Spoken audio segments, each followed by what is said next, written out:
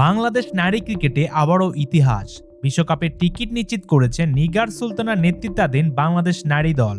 ICC নারী টি-20 বিশ্বকাপ বাছাই পর্বে টানা 5 ম্যাচে জয়, এক কথায় অপ্রতিরোধ্য পারফরমেন্স। আরেকটু বিস্তারিত থাকছে এই ভিডিওতে, তাই চ্যানেলটি সাবস্ক্রাইব করে ভিডিওটি শেষ অবধি দেখতে থাকুন।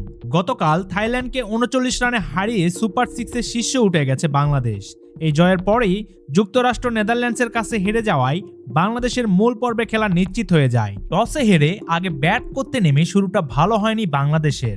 প্রথম বলেই গোল্ডেন ডাকে ফেরেন দিলারা আক্তার, দ্রুত আউট হন শারমিনও, কিন্তু এরপর ম্যাচের মোড় ঘুরিয়ে দেন জুয়াইরিয়া ফেরদাউস ও সুবানা মুস্তারি। এই দুই ব্যাটারের 82 বলে 110 রানের দুর্দান্ত জুটিতে ঘুরে দাঁড়ায় বাংলাদেশ। জুয়াইরিয়া 45 বলে 56 রান করেন, যেখানে ছিল 4টি বিশাল ছক্কা।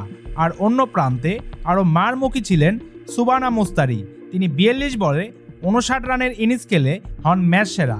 শেষ দিকে ঋতুমণির 6 বলে 15 রানের ক্যামিওতে বাংলাদেশের সংগ্রহ দাঁড়ায় 165 রান। এটি নারী টি-20তে বাংলাদেশের চতুর্থ সর্বোচ্চ দলীয় স্কোর। জবাবে থাইল্যান্ডের ইনিংসের প্রথম বলেই উইকেট তুলে নেন মারুফা আক্তার।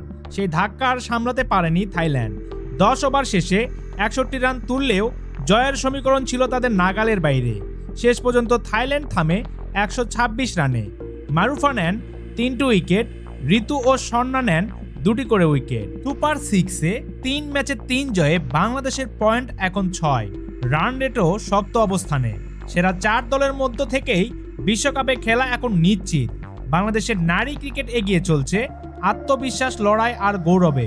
এই জয় শুধু একটি ম্যাচ নয়, এটি একটি বার্তা। সম্মানিত ভিউয়ার্স, বাংলাদেশ নারী ক্রিকেট দলের টি-20 বিশ্বকাপে এমন সফলতম ম্যাচ ঘিরে আপনার যদি কোনো মতামত থাকে, তাহলে আপনি ভিডিওর নিচে কমেন্ট করে জানাতে পারেন। ভিডিওটি ভালো লাগলে একটি লাইক করবেন। সবশেষে আবারও বলছি, আপনি যদি আমাদের চ্যানেলে নতুন হয়ে থাকেন তাহলে চ্যানেলটি সাবস্ক্রাইব করে আমাদের সঙ্গেই থাকবেন।